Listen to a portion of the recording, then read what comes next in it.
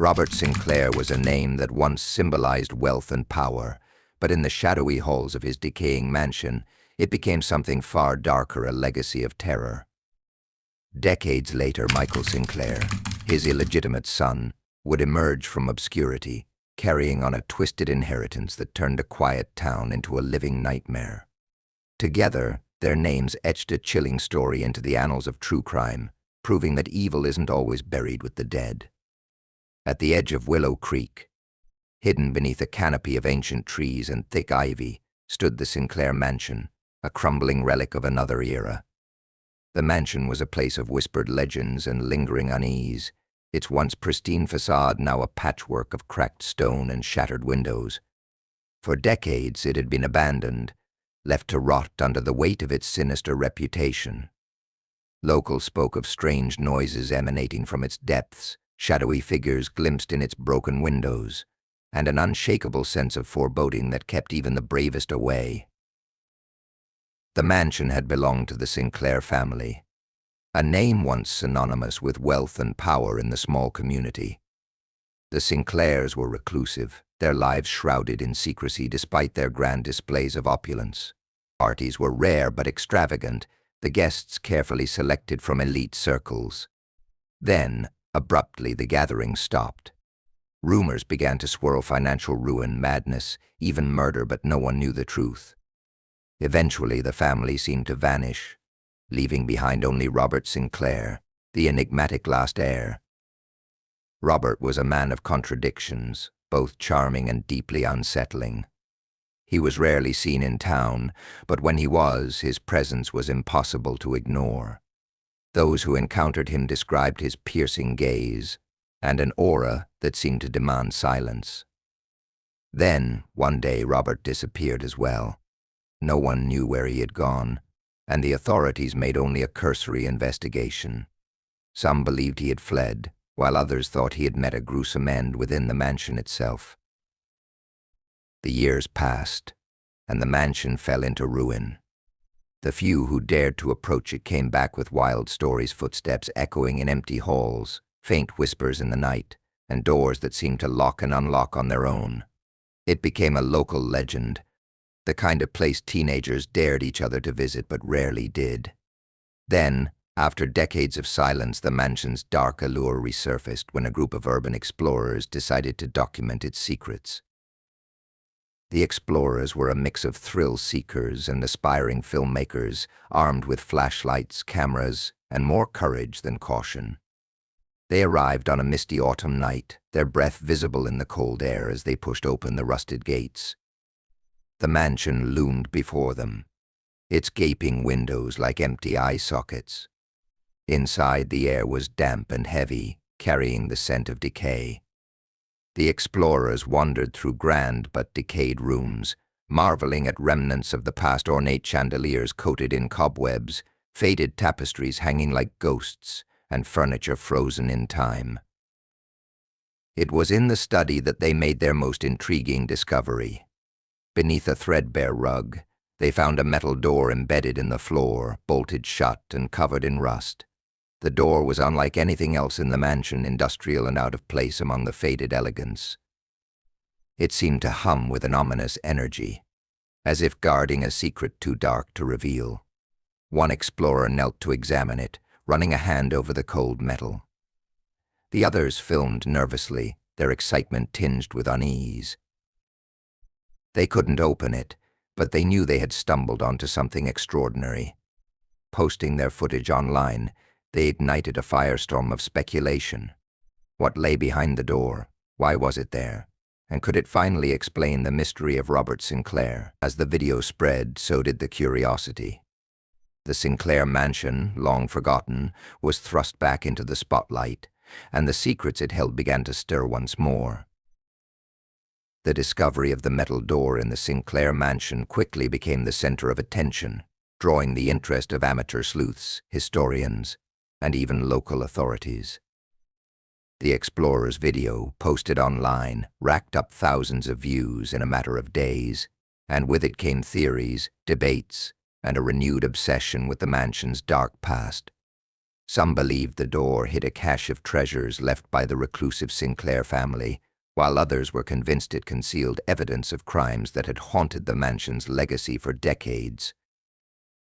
Among those captivated by the mystery was Emily Carter, a local historian who had spent years researching the Sinclairs. Emily's fascination with the family was rooted in their enigmatic history, wealthy but secretive, admired yet feared. The re-emergence of their story felt like an opportunity to uncover truths that had eluded her for years. She contacted the property's current owner, a distant relative of the Sinclairs who had inherited the estate but never set foot on it. With their hesitant approval, Emily assembled a small team of investigators, locksmiths and videographers to explore the mansion and unlock the door that had gripped the imagination of so many. When Emily and her team arrived, the mansion seemed even more foreboding than in the explorer's video. The air around it was cold and damp, and the thick canopy of trees blocked out much of the daylight. Stepping inside, the team was greeted by the same eerie silence and oppressive atmosphere described by the explorers. Dust hung in the air, catching the weak beams of sunlight that managed to filter through cracks in the boarded-up windows. The group made their way directly to the study, where the metal door awaited. It was just as the video had shown, thick, rusted, and bolted shut, with an almost otherworldly presence. The locksmiths set to work, their tools clinking against the metal as they pried at the bolts and hinges. Hours passed, and the tension grew with each minute. The sound of grinding metal echoed through the mansion, amplifying the sense of anticipation. Finally, with a loud creak, the door swung open, revealing a narrow staircase descending into darkness. The air that wafted up was icy and carried an earthy, metallic tang. Flashlights illuminated the steep steps, each one worn smooth, as if by repeated use. Emily's heart raced as she led the way down, her curiosity battling a growing sense of dread. At the bottom of the staircase, the team found themselves in a large, dimly lit underground room. The walls were lined with shelves filled with books, journals, and strange artifacts, all coated in layers of dust. In the center of the room stood a wooden table, its surface deeply stained with dark, almost black splotches that seemed to seep into the wood. The sight sent a chill through the group, and the room's oppressive silence seemed to close in around them. Emily carefully opened one of the journals, her hands trembling. The pages were filled with meticulously written entries, diagrams, and drawings. As she read, the horrifying nature of what they had found began to unfold. These were no ordinary writings, they were records, documenting something far darker than anyone had anticipated. The journals revealed a chilling glimpse into the mind of Robert Sinclair and hinted at unspeakable acts committed in this very room. Whatever secrets the Sinclairs had hidden, it was clear they were far more sinister than anyone could have imagined. As the investigators pored over the journals found in the hidden room beneath the Sinclair mansion, a grim picture of Robert Sinclair's life began to emerge. The journals, meticulously written in his neat, almost clinical handwriting, chronicled events spanning decades. What initially appeared to be the mundane musings of a reclusive man soon revealed themselves as chilling confessions of a methodical killer. Robert described his victims as though they were part of an experiment, never naming them, but instead assigning them numbers. Each entry detailed how he selected his targets: traveling salesmen, drifters, and occasionally people who attended his rare social gatherings. His writings spoke of his fascination with fear, how he sought to understand its limits, its triggers, and its manifestations. He documented his procedures in unnerving detail, describing how he observed their reactions to isolation, deprivation, and carefully orchestrated psychological torment. In one journal, Robert reflected on his first victim, a traveling merchant who had come to the mansion under the guise of delivering rare antiques. According to the entry, Robert invited the man inside, served him tea, and engaged in polite conversation before lacing the drink with a powerful sedative. From there, The journal spiraled into a harrowing account of how the merchant was held captive in the underground room for weeks, subjected to Robert's macabre experiments. The photographs scattered among the journals were even more disturbing. They depicted the victims in their final moments posed, serene and eerily peaceful. Each photograph was carefully staged, as though Robert viewed his work as some grotesque form of art. The chilling realization settled over the investigators. Robert hadn't just been a recluse, he had been a serial killer who operated undetected for years, his crimes hidden beneath the facade of wealth and power. As the team continued to search the room, they found more than just evidence of Robert's dark deeds. A series of blueprints revealed the existence of a network of tunnels extending from the mansion to various locations around Willow Creek. These tunnels were well constructed, with supports and ventilation systems suggesting they had been in use for decades. The implications were staggering. Robert hadn't acted in isolation. The tunnels hinted at accomplices, or, at the very least, a vast operation that required extensive planning and resources. One particular journal stood out from the rest. It was smaller, bound in worn leather, and its pages were filled with cryptic diagrams and calculations. At first glance, the symbols and equations seemed nonsensical, but as Emily studied the book, she realized it described what Robert referred to as his success. The final entry, dated mere days before his disappearance, mentioned an experiment that had proven the endurance of the human spirit. The cryptic wording left the investigators uneasy, as if they were only scratching the surface of something far more sinister. Forensics experts who later analyzed the room confirmed that the dark stains on the table were indeed human blood, some samples dating back over 30 years. The evidence suggested that the room had been in active use for much longer than anyone initially suspected. It was a chilling reminder that the mansion's secrets were not confined to the past. They had been woven into the fabric of the community for generations. The deeper they delved, the more unsettling the mystery became. The journals and photographs were not just a record of one man's twisted actions. They hinted at a legacy of horror that extended beyond Robert Sinclair. The tunnels, the tools, and the cryptic notes suggested something larger at play, something that had yet to fully reveal itself. As the investigators left the mansion that day, they carried with them the weight of an unspeakable truth and the ominous feeling that the story was far from over. The discovery of the hidden room beneath the Sinclair mansion, coupled with Robert Sinclair's journals, had shattered any lingering myths about the eccentric recluse. The evidence pointed to a cold and calculating killer whose crimes spanned decades. Yet, as investigators continued their work, it became clear that the mansion held more secrets than anyone had imagined. The revelation of the underground tunnels opened an entirely new chapter in the case, one that extended far beyond the Sinclair estate itself. The tunnels were a labyrinth, stretching for miles beneath Willow Creek and connecting to various properties in the surrounding area.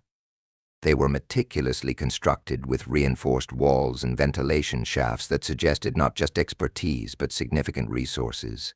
Teams of forensics specialists and engineers were brought in to map the network, and what they found was staggering. The tunnels led to locations as far as 5 miles from the mansion, including abandoned buildings, dense forests, and even the outskirts of the town. Each endpoint was carefully examined, and in several of them, investigators found evidence of activity. One tunnel terminated in an old root cellar behind an abandoned farmhouse.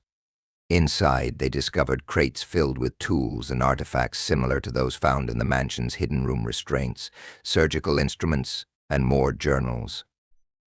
Another tunnel opened into a small, unassuming shed on the edge of a neighboring property, its interior lined with shelves holding jars of preserved biological specimens. The findings were grotesque, reinforcing the scope and depravity of Robert Sinclair's actions. One of the most disturbing discoveries came when investigators uncovered a secondary chamber within the tunnel system. This room was larger than the one beneath the mansion, with walls covered in crude carvings and symbols that matched those in Robert's journals. In the center of the room was another table, this one surrounded by makeshift shelves containing more photographs and artifacts. Unlike the earlier findings, however, these items were far more recent. The photographs, in particular, were chilling. They depicted victims whose disappearances had been reported within the past 5 years, long after Robert Sinclair's presumed death. The implication was horrifying. Someone else had been using the tunnels. The precision and familiarity with the methods mirrored Robert's crimes too closely to be a coincidence. Investigators began to piece together a theory that Robert hadn't worked alone. The existence of the tunnels suggested an operation far too vast for a single person to maintain, and the recent evidence pointed to a successor, someone who had taken up Robert's mantle and continued his work. Public interest in the case reached a fever pitch as these revelations came to light. Local authorities were inundated with tips and leads, most of them fueled by speculation and fear. Emily Carter, the historian who had initiated the investigation, was overwhelmed by the scale of what had been uncovered.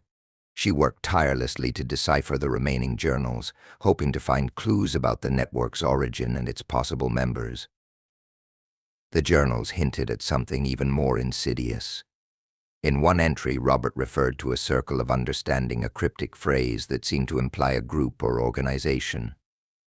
While no names were mentioned, the writings described gatherings where ideas and methods were exchanged, suggesting that Robert's actions were part of a larger philosophy or agenda. Meanwhile, forensic teams analyzing the tunnel systems found signs of recent habitation. In one particularly remote section, they discovered a campsite. It was crude but functional, with remnants of food, clothing, and tools. A small fire pit contained partially burned papers, some of which were recovered and pieced together. These documents referenced locations and dates that aligned with unsolved disappearances in the area, further solidifying the theory that the operation was ongoing. The question of who had taken up Robert Sinclair's dark legacy loomed large. Investigators now faced a chilling reality: the mansion's secrets had spilled into the surrounding community, and someone was still out there, continuing what Robert had started. The small town of Willow Creek, once sleepy and unremarkable, had become the epicenter of one of the most disturbing criminal investigations in modern history. And the deeper they dug, the more it seemed that the answers they sought would not be found in the past, but in the present. The investigation into the Sinclair mansion and its network of tunnels had unearthed layers of horror that no one could have imagined. The evidence pointed to a chilling conclusion: Robert Sinclair's crimes had not ended with his disappearance. Someone had picked up where he left off, continuing his grotesque experiments and spreading fear across Willow Creek. As investigators worked to piece together the clues, they uncovered a lead that would change everything. Among the partially burned documents found in the campsite within the tunnels, one stood out. It was a fragment of an envelope addressed to a P.O. box in a neighboring town. The handwriting was distinctly different from Robert's precise script, but the contents were unmistakably linked to his work. The envelope contained a series of cryptic notes about continuing the lineage and preserving the methods. It was the first tangible clue pointing to a living suspect. Surveillance footage from the post office revealed a man in his late 30s regularly visiting the P.O. box over the past year. Authorities tracked him to a secluded cabin deep in the forest, far from any main roads or trails. The cabin was unremarkable from the outside, blending seamlessly with the surrounding wilderness.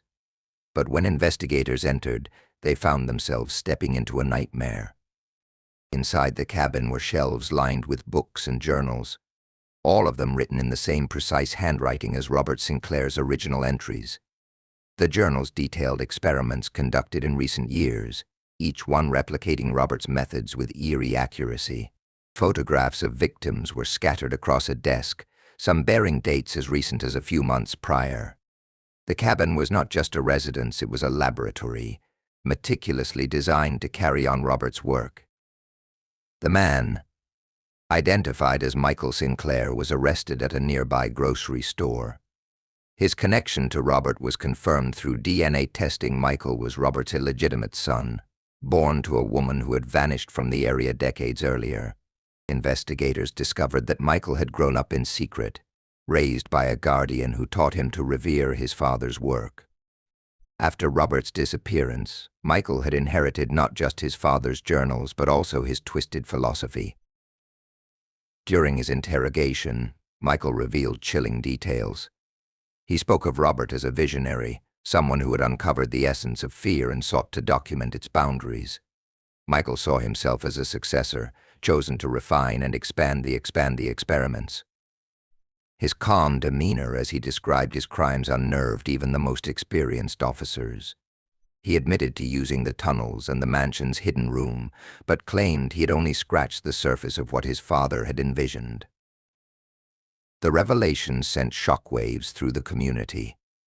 The Sinclair mansion was demolished, its ruins sealed off to prevent further fascination with its dark history. The tunnels were mapped and filled, cutting off access to the underground network that had harbored decades of horror.